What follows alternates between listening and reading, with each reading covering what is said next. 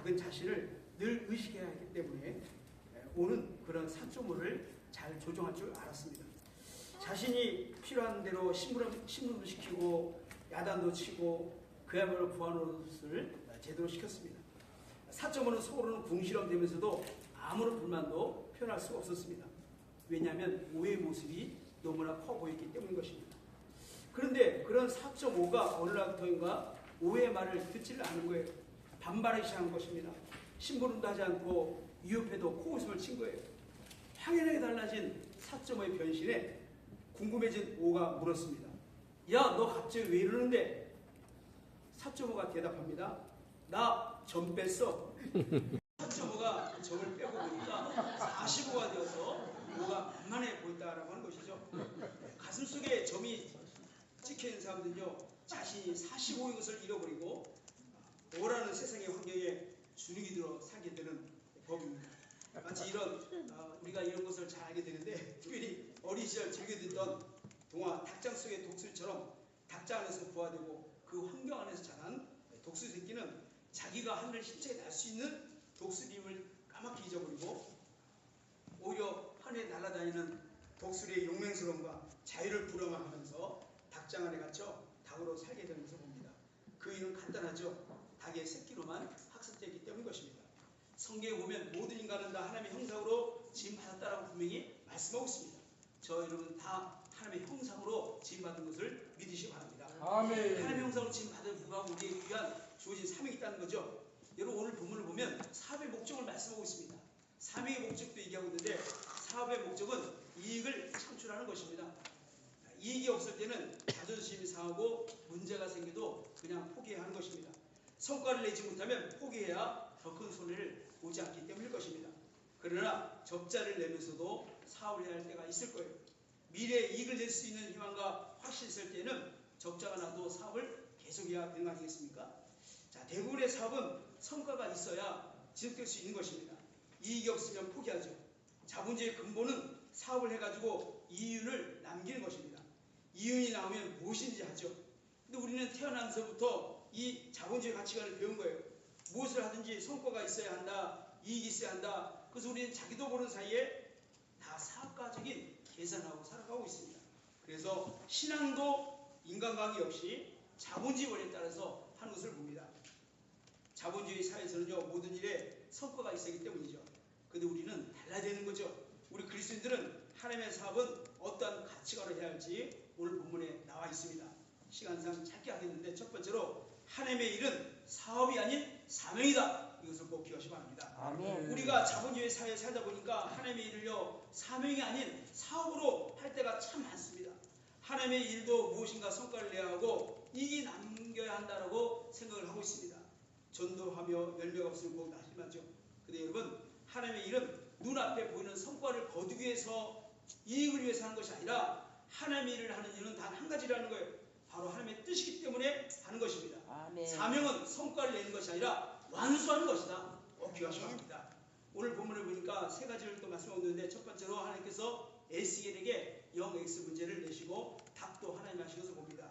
첫 번째 문제죠. 자, 적과 대치 상태에 있는 성이 있었습니다. 장로들과 관료들은 성에 파수꾼을 세웠습니다. 파수꾼은 자원병이 아닌 평소 맡은 일에 성실하고 시야가 넓어서 넓게 살필 수가 있고 상황 판단이 빠른 사람을 선택하여 세운 것입니다. 그리고 나팔 부는 것에 익숙한 실력자를 뽑았습니다. 자, 지도자들과 백성들은 그 파수꾼을 믿고 세웠습니다. 자, 파수꾼은 한눈을 팔지 않고 적의 침략자들이 오는가 지켜보다가 적군의 선발대가 성을 향하여 공격하는 것을 봅니다. 그럼 파수꾼은 어떻게 되겠습니까? 적군이 침략하고 있다 알리기 위해서 성 안에 있는 사람들이 다 들 수 있게 크게 나팔을 불면 되는 것입니다. 근데 성 안에 있는 사람들은 어떻게 합니까? 적이 침략해 오는 것을 보고도 또 나팔 소리를 듣고도 준비를 하지 않습니다. 자, 그러니까 어떻게 되겠습니까? 적군에 의해서 그 성이 다 멸망당하고 말았습니다. 여자나 노약자를 안전한 곳에 대피시키고 부인들은 자기 위치에서 전투 준비를 하는데 먹고 마시고 놀고 있다가 적군의 침략을 받아서 모든 성이 다 파괴되고 성 안의 사람이 다 죽게 되었습니다.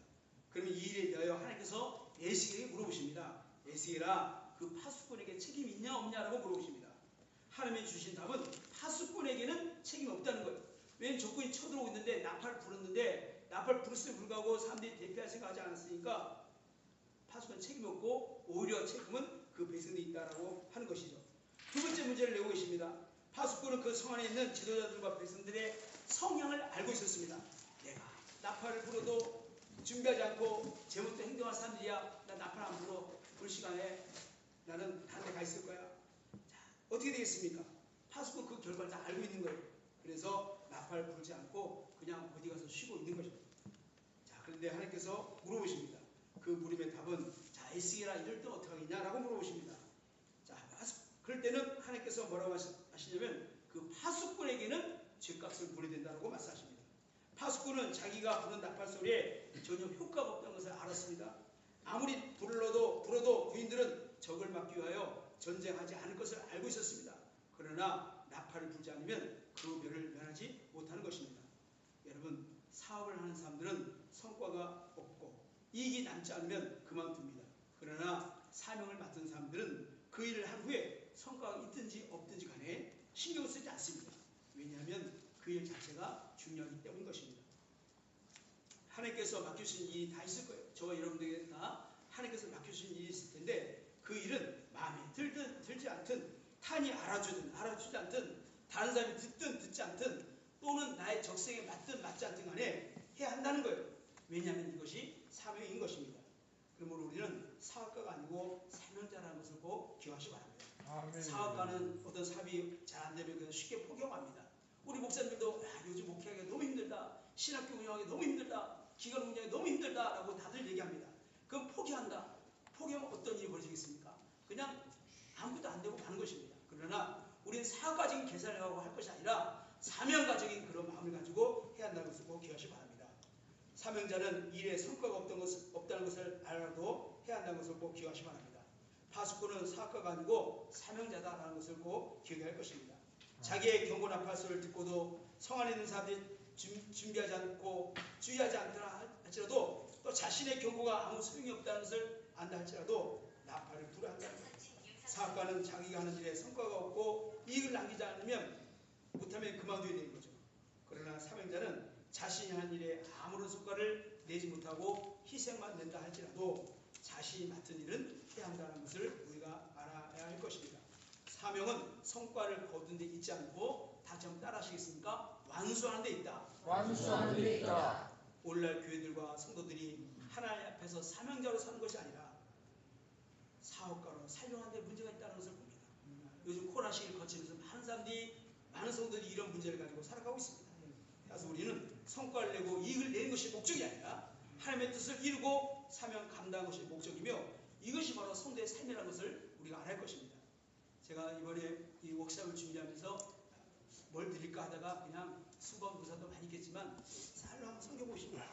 근데 뭐 가지고 뭐 있겠습니까? 그렇지만 제가 한번 다 총동원 해서 한번 쌀을 구매해봤습니다. 쌀이 22포대를 이제 갖고 왔습니다. 갖고 오는데 제가 그 쌀 파시는 그분한테 총신대학교 가서 좀 배달하라고 얼마나 주겠습니까? 배달하라고 그랬던 거예요. 근데 그분이 하신 말씀 아니면 여기까지 못한다는 거예요. 그럼 어떻게 하면 주겠습니까?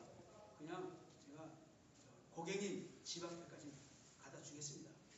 근데 그때 제가 또 다른 학교에 있었기 때문에 시간이 안 맞는 거예요. 그럼 어떻게 하겠습니까? 그럼 주차장에 좀 저 안쪽 안 보이는 주차장에 다 돌아가고 했더니 이 쌀을 갖고 오신 분이 롯데마트에서 갖고 오신데 그저께 도정을 했다고 합니다. 근데 그분이 그냥 주차장 한마디에 딱 놓은 거예요. 내가 가보니까 근데 어떻게 하겠습니까? 내가 사명을 맡았으니까 난 저 쌀을 단지 실어서 여기까지 갖고 와야 된다. 사명이기 때문에 힘이 있지 않은 거예요. 야, 이 사명의 힘이구나. 사업의 힘이라면 아유 그냥 택배로 보면 되지 뭐. 그냥 뭐 그냥 수고해주고 말지. 그런 사업가로 했으면 안 했을 거예요. 사명의 마음으로 하니까 되더라라고 하는 것이죠. 힘을 내서 우리 주님 사명을 잘 감당하는 건데 하나님 앞에 섰을 때 참 잘했구나.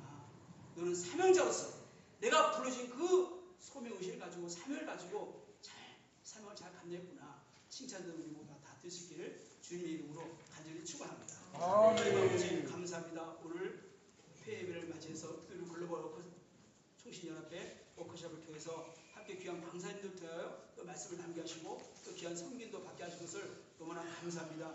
이제 코로나 시를 거쳐서 여기까지 왔습니다. 아버지 하나님 우리 모두에 다시 한번 힘을 주시네 사명자의 의식을 가지고 내게 주신 삶이 무엇인가 그 삶을 깨닫고 그 삶을 감당하는 완수하는 삶의 삶을 다 될 수 있도록 축복하여 주시옵소서. 감사하며 예수님의 이름으로 기도하옵나이다.